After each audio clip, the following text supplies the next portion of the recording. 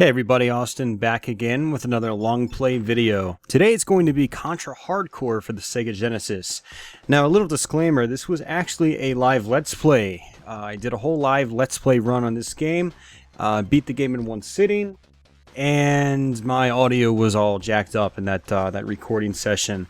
So yeah, figured I'd at least not let that footage go to waste, and I went ahead and revisited it, and and slapping a long play commentary track on top of it. So Contra Hardcore is probably, oh man, it's I don't know if it's my absolute favorite, but it's one of my favorite Contra games of all time. I think it's one of the best in the series, if not the best. It's the most polished, I think well thought out in terms of like enemy and boss design and so forth. It's got the most variety. It's got multiple paths you can go through, multiple final bosses. As you can see here in the character select screen, multiple characters you can play as. And some of the characters are quite different from one another as well. So, I mean, this game is just chock full of replay value. And it's just, like I said, I think it's really one of the best in the series. And depending on the day of the week, I might even say it's my absolute favorite. And after playing through the game in this session, as well as a prior stream on Twitch, I kind of want to go back and play it again. It's a really, really great game. Very difficult if you're not familiar with it, but it is a memorizer. It's one of those Contra games where you just, the more you play it, the better you're going to get at it, because you're going to learn the patterns and so forth. And it's the kind of game where, as long as you know where to stand and you know where to shoot and you know when to dodge, you should be able to just plow right through this game without too much of an issue. Now, this play session, I'm actually doing what I feel is probably the easiest route in the game, and we'll talk more about that later. But there are, again, multiple routes in the game. I think there's like a total of 5 different paths you can take, maybe more. There's also a super secret, not really super secret, but a secret alternate path you can take to end the game on technically level 3. So you can actually end the game halfway through by taking the easy route, secret ending, if you will.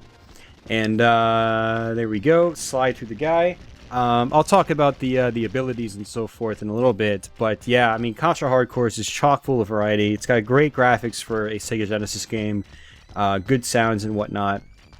And in my opinion, it's a must-own for the platform. And again, one of the best Contra games out there. So, one of the things about Contra Hardcore, though, is that it's kind of like a boss rush game. The levels themselves are... It's usually these very small segments that lead up to a boss fight. And there's usually, 3 or 4 boss fights per stage. For instance, this is technically the second boss fight. We fought like a mini-boss just prior to this guy. Technically almost 2 mini-bosses if you want to count that sort of crawling figure we fought just a few moments ago. But and then we're actually on our way to the actual main boss of the stage right now. And we got some of these dudes that were in Contra 3, the Alien Wars for the Super Nintendo. And fortunately, there's no mini-boss fight sitting on top of them. But actually, now that I think about it, mentioning Contra 3, the whole boss rush focus of the game kind of started with Contra 3. Contra 3 was quite a diversion, not a diversion, but quite a departure from Contra and Super Contra, or Super C on the NES, in terms of level design and so forth. There were definitely more mini bosses and things like that in Contra 3, the Alien Wars, and that was just sort of the same concept was applied here, but it was it was supercharged in a way. There was a lot more, or there are a lot more bosses in this game. Even some bosses have multiple bosses. I mean, the third level boss has 5, 6, 7, 8 forms. It's pretty crazy. And so as a result, if you're not familiar with this game, this game is gonna seem crazy difficult at first. But really, it's just about playing it, getting familiar with it, and memorizing a little bit. Not hardcore memorizing, but again, as long as you play the game, you learn the patterns, you should be good. So this is our first path change right here, and we're going to go after Deadeye Joe. Deadeye Joe is that dude in the black suit that just popped out of that boss, and if you kill him in this first route, he won't appear for the rest of the game. However, if you take a different route, if you go after the laboratory, you will have to fight Deadeye Joe again later on down the road. He will reappear. So that's one of the cool things about this game. It's got this story arc that actually kind of changes a little bit depending on which routes you take. Some characters that you experience in the beginning of the game, again, Deadeye Joe, won't reappear later on in the game. The game's length is also kind of determined by the path you take. This top path we're taking, I think, is the shortest route in the game, aside from the secret ending, which you can take on stage 3. And I believe in this footage I do actually show you where the secret ending is. I don't actually do the boss rush fight there. For obvious reasons, I didn't want to beat the game the easy way. If you want to see the game being beaten the easy way, check out my Twitch streams playlist here on YouTube. And my first stream I did is actually of Contra Hardcores, and I showed off the easy, the short path, the shortest path there. So you guys can check that out. So here's yet another mini boss. And you're on these sort of like running walker things. Pretty cool stuff. One thing I did want to talk about is that I actually picked the character called Brownie. And Brownie is the smallest character in the game. But I think he's actually the most powerful in the game. You've got another character he's called Fang. And he's like 3 times as large as Brownie. And he's just a tad bit taller than the other 2 main human characters. And Fang is extremely powerful as well, but Brownie has this yo-yo weapon, which I just selected, and it is, wow, it is extremely powerful, as long as you toss it out and then bring it right back in, and then toss it out again, back and forth like that. Brownie is just ridiculously powerful. And one of the great things about Brownie, oh, that was a dumb death right there. I remember that happening. I was so frustrated when that happened. that was totally my fault. Really bad death that just should not have happened, but I was being dumb. I was experimenting on the fly. But one of the other benefits of Brownie is obviously that he's smaller. So in a way, if there are segments in the game where there's lots of bullets flying around, which there aren't usually, this game fortunately doesn't have a lot of bullets on screen. It's mostly just big objects you have to avoid. But Brownie can double jump, and the double jump can be pretty useful in certain parts of the game. And that's one of the cool things about Brownie, one of my favorite aspects about him. And you'll see me using the double jump more frequently as the game progresses. And yeah, so that concludes level 2, and then we're on to level 3, which basically starts off in a junkyard. And then we'll get to our third boss fight, which is the first real like boss rush within a boss. Now, the secret path that I show you how to get to, that also consists of a boss rush as well. It's 3 bosses long, and yeah. So there are quite a few actually boss rushes in this game. Even the final boss in this run, I think, is actually, it culminates in 2 bosses, one back to back in the same section. But if you know how to play the game, a lot of these bosses can just be taken down like just like that, extremely quickly. And something else I forgot to note is that just like in Alien Wars for the Super Nintendo, you do have these optional bombs you can use. And up in the top portion of the screen, you'll see some icons that say A, B, C, and D. And those are the 4 weapons you can scroll through. So unlike Alien Wars, where you're limited to just 2 weapons, in Hardcore you can have all 4 weapons at your disposal, which is quite awesome. The A slot is always a rapid machine gun shot, depending on the character. Not depending on the character, but it's always a rapid machine gun style shot. Depending on the character you play as, it's a different style of shot. For instance, Ray has the traditional... well, all the characters have a traditional machine gun shot to start off. But Ray's A firepower is this nice laser beam, sort of rapid fire machine gun style laser beam. Sheila, she uses the traditional machine gun shot from Super C, with the slightly larger bubbles as your machine gun shot. Brownie uses this like sort of kind of like this nice stream of like really fast shooting arrows, and it sort of like waves around the screen nice and smooth if you try to change your aim, sort of simulating the semi-analog style aiming of the original arcade Contra, which is kind of interesting. And then Fang has this like crazy like spread shot as his machine gun. So unlike other Contra games where say like you can just pick up the spread shot and it's the same with both characters, although technically in Alien Wars it was just one character. It didn't really matter if it was one player or two player. Both your characters were pretty much identical. But in this game, it's different for every single character. Every single slot is different, which is great. Sheila, for instance, has instead of the traditional spread shot like Ray has, she's got this homing spread shot, this homing laser spread shot, which is really cool. Ray also has this homing missile shot, which you actually get in Alien Wars. Ray's arsenal is much more similar to the Alien Wars.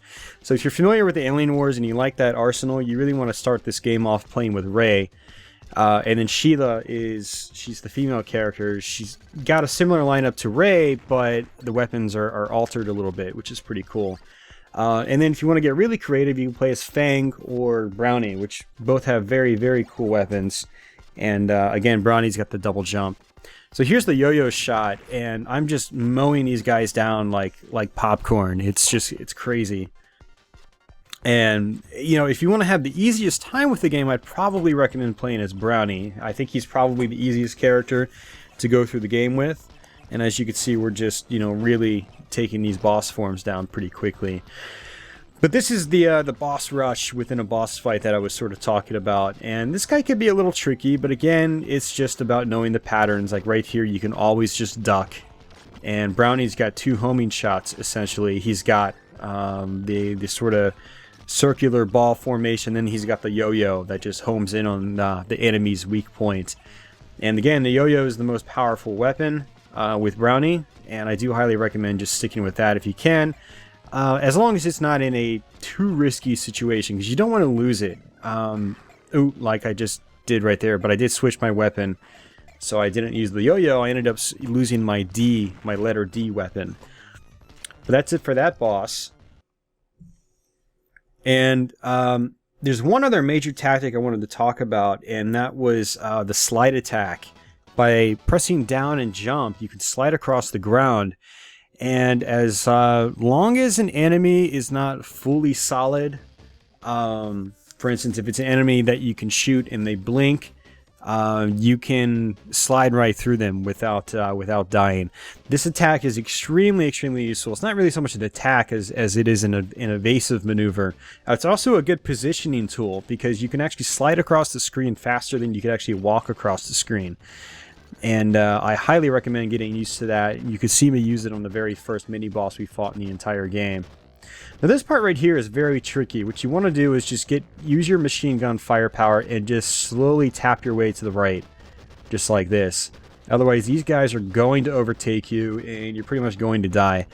That's pretty much just about the only way to get through that section. That section really killed me when I was younger. A teenager first playing this game for the first time. 21 or 20 years ago or so. I can't believe it's been that long now. But I've been playing Contra Hardcore for 20 years. It's pretty ridiculous when I think about it. But Hardcore, yeah, I fell in love with this game immediately when I first played it back in the day. And it was a game that I had to own. So I eventually tracked down a copy for myself and just played it into the ground. Pretty much beat every single path there was. And if you play this, if you're a fan of the other Contras, probably the same will happen for you because it's just such a great game. Definitely one of the better Genesis titles, I think. Yeah, one of the most well-rounded Genesis titles too, because again, great graphics, great gameplay, great sound, lots of variety, lots of replay value, and you can't really ask too much more than that. So we got this little dinosaur dude that we're on top of, and I'm going to show you here. You can actually, once the screen scrolls on a little bit, you can actually shoot his nose, and he sort of like blows snot out at you, or whatever it is you want. And just like that. You don't want to sit in front of him and shoot though, because that will actually kill you. If you touch that stuff, you do die. So, but it is just kind of funny. He's got like these googly eyes that just bounce back and forth, and like this goofy teeth pattern. He looks kind of stupid, and that's what's funny about him. I like how the game is kind of lighthearted in certain senses. For instance, this boss right here is just really goofy. But he's a boss, you still have to be careful around him. But he's got a goofy pattern, and he's got goofy music that plays in the background too. And that's how some of the bosses are in this game. And I really appreciate how this game doesn't really take itself too seriously. Like, it's got kind of a dark story when you think about it. And it's got some gruesome moments in the game. Like, even once we get to the alien lair at the end of this pathway, you'll see what I mean by that. There's just some really cool level design, but there's also areas where obviously it doesn't take itself too seriously. And I think that's one of the great things about this game. Look at that. It's just, it flies in like this helicopter leg that just spins back. Like, super creative, man. You just did not see that in other games from the time period. Look, its arms are just flailing back and forth like an idiot. It's just, oh man, it's hilarious. That's what's great about this game. It's oozing with personality, which was definitely not something you would expect from a Contra game in this time period.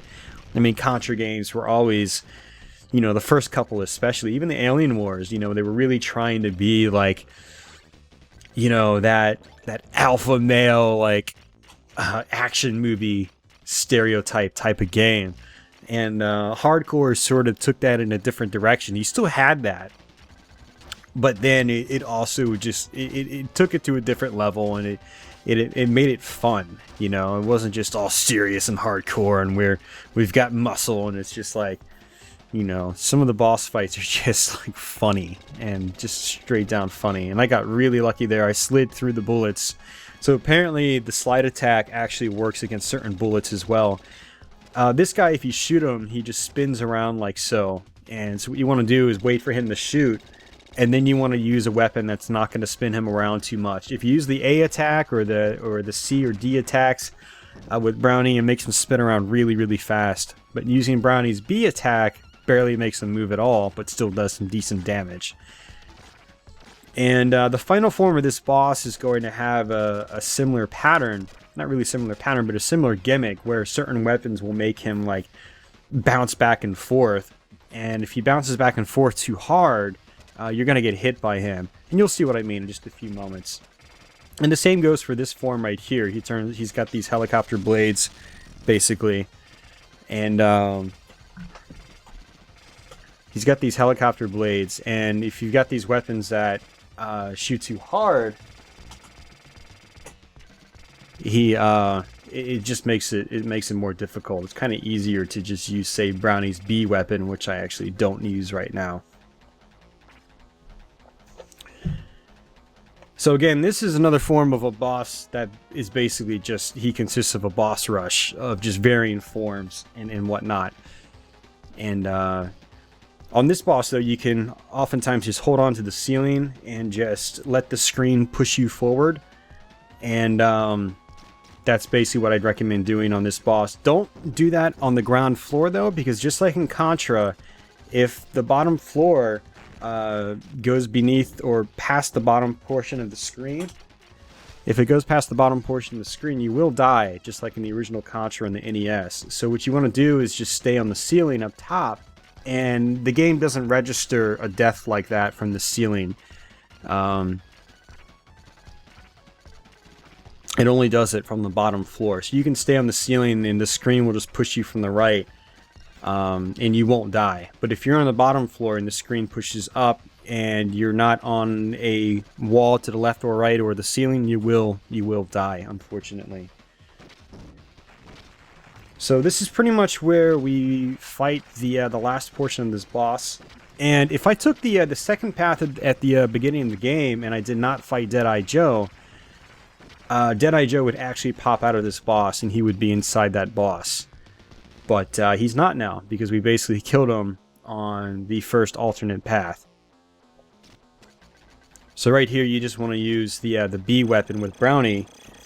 And with any other character, you just want to use the weaker weapons. Otherwise, the dude bounces really far back, and he's got this big laser beam, as you can see. And with him bouncing all the way across the screen and back and forth, you're probably going to die. That's just how it is. And it just rotates around, and you can just fall down to the ceiling and just dash underneath him once the laser gets close to you.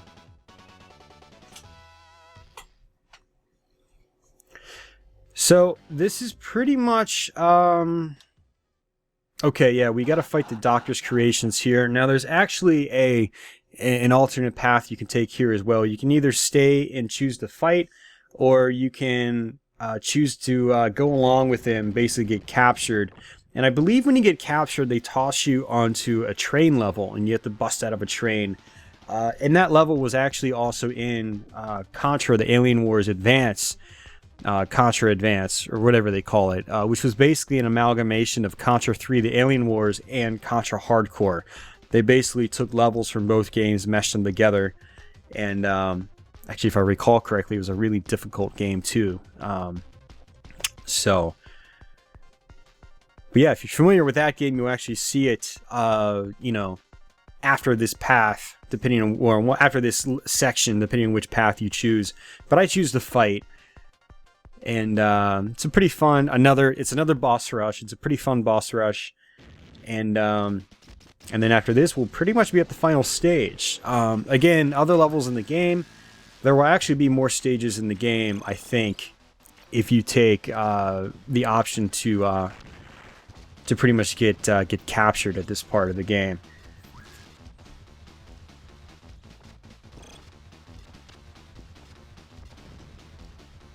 So with Brownie, you know, basically the yo-yo shot is the best one that you can use.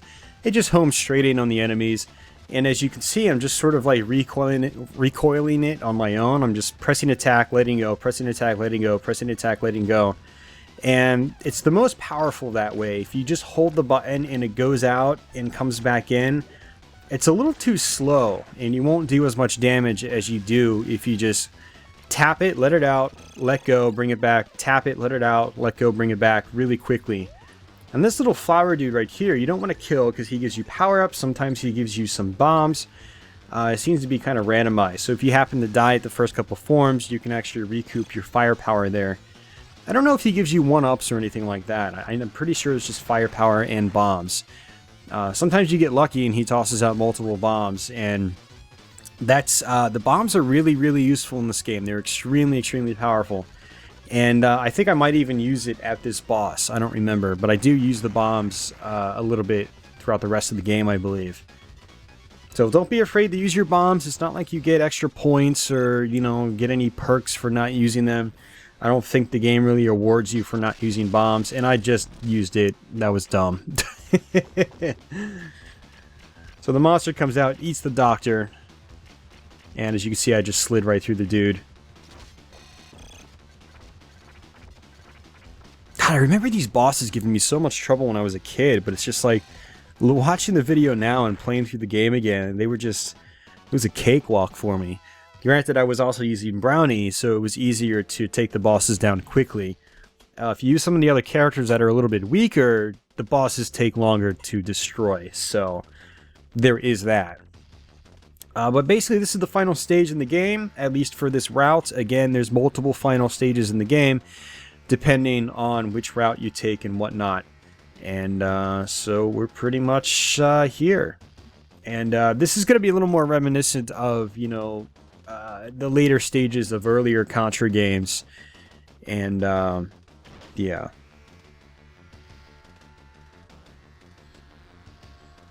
And it's just sort of going through the story.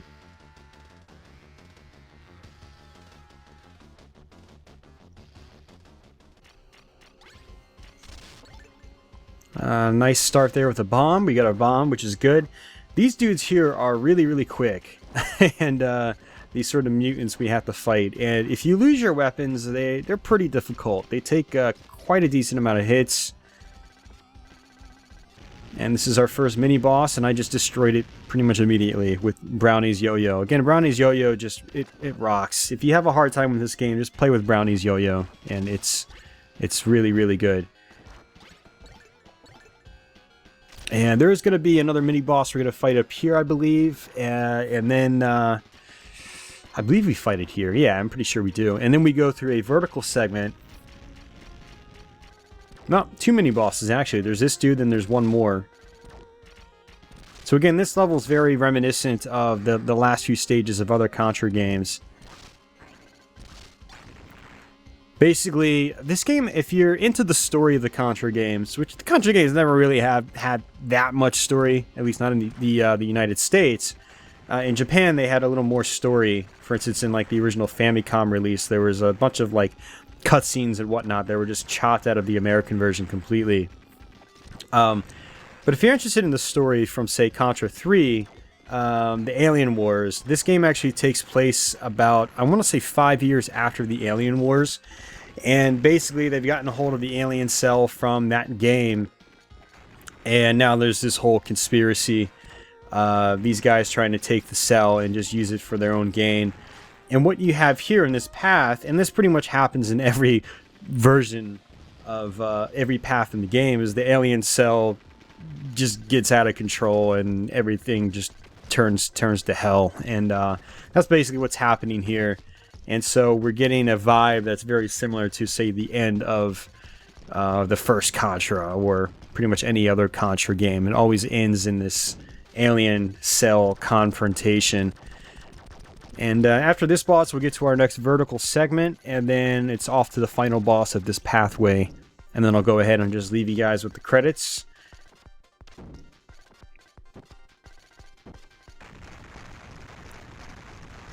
And the nice thing about Brownie is he can double jump to the ceiling. I don't know if the other characters can actually reach the ceiling there with just their standard jump. I don't think they can. So that's where Brownie makes things easier. Now that first form of that boss, where he's got sort of like the hard shell top, you can actually jump on top of him with other characters, and you can grab the ceiling that way. But when he's just in the spinning ball form, you have to just jump straight over him or slide right through him. You should be able to slide right through him. And that's, again, why the slide attack is so great in this game. You can literally just slide right through oncoming bosses and so forth, or enemies that would immediately seem like a very, very dangerous threat in other Contra games, because you don't have that maneuver and you don't have that invulnerability when you slide through guys in some of those other Contra games. So should be a couple more power-ups here, or not. And this is the final boss for this path. This boss actually has these two arms that come down, and you can actually, I recommend destroying those. You can destroy those, but I use a bomb, which definitely makes quick work of this boss, as well as the arms. And that's the first form. Again, just destroyed that portion very, very quickly. And again, it's a Brownie. His attacks are very strong, but the bomb also helped a lot. So the weak part here is the hearts, very much like in the first Contra game. And you gotta watch out for these spinning balls that just rotate around. They go in and then come back out with this sort of string that attaches both of them. If you touch the string, you will die. So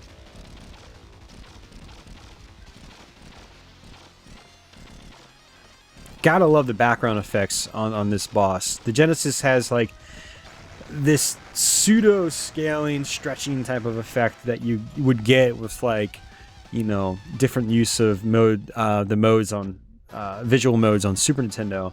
But you know, the Genesis is able to do it just, you know, through software, and it's great. The effect is very, very cool and looks really good for a Genesis. Really better than what you'd get with the hardware scaling and stuff like that with the Super Nintendo. And so this is pretty much it, guys. This is the end of Contra Hardcore, at least for this path. So I'm going to go ahead and just wrap the video up here. I hope you guys enjoyed this. Again, Contra Hardcore, highly, highly recommend checking out this game if you've never played it before. And again, I think it's absolutely one of the best in the series. It's tough, but it's not as tough as some other ones like Shattered Soldier on the PlayStation 2. I don't even think it's as hard as Alien Wars and Super Nintendo. Like, I've still yet to beat Alien Wars, but also I haven't put in that much effort to it either. So that is something I do want to go back to doing, is try to beat Alien Wars for once and for all. But this is just such an awesome game, and definitely a showcase title for the Sega Genesis and Mega Drive. So, alright guys, again, I'm Austin. I'm out. Thanks for watching. If you like these long plays, be sure to subscribe. If you like Let's Plays, I've got a ton of those as well. And I have a massive back catalog of these types of videos on my channel. So definitely check out my main channel. And, you know, check out my old content there.